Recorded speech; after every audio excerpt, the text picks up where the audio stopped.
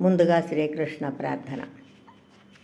వసుదేవసుతం దేవం కంసచాణూరమర్దనం దేవకీ పరమానందం కృష్ణం వందే జగద్గురుం. శ్రీకృష్ణం వందే జగద్గురుం. జయ శ్రీకృష్ణ. ఇప్పుడు మనము శ్రీమద్భగవద్గీత 4వ అధ్యాయము నుండి జ్ఞాన కర్మ సన్యాస యోగము నుండి 2వ శ్లోకం నేర్చుకుందాం. Now we will learn Shrimad Bhagavad Gita chapter 4 జ్ఞాన కర్మ సన్యాస యోగ.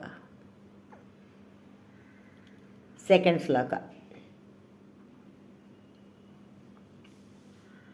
ఏవం పరంపరా ప్రాప్తం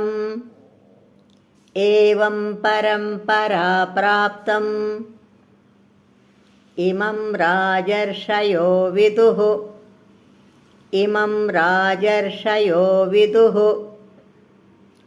సకాలే నేహ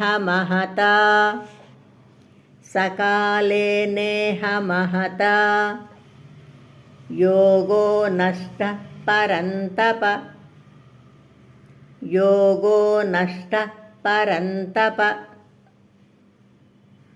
వన్స్ అగైన్. ఏవం పరంపరా ప్రాప్తం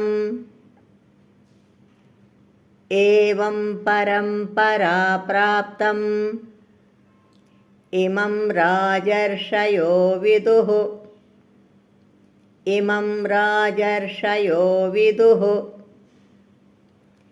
సకాలే నేహ మహతా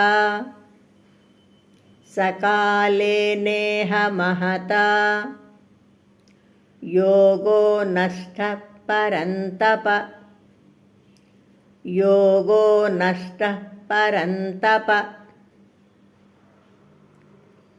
నౌ ఫుల్ లైన్. ఏవం పరంపరా ప్రాప్తం ఇమం రాజర్షయో విదుః ఏవం పరంపరా ప్రాప్తం ఇమం రాజర్షయో విదుః సకాలే నేహ మహతా యోగో నష్టః పరంతప. సకాలే నేహ మహతా యోగో నష్టః పరంతప. నౌ ఫుల్ శ్లోక. ఏవం పరంపరా ప్రాప్తం ఇమం రాజర్షయో విదుః సకాలే నేహ మహతా యోగో నష్టః పరంతప. ఏవం పరంపరా ప్రాప్తం ఇమం రాజర్షయో విదుః సకాలే నేహ మహతా యోగో నష్టః పరంతప.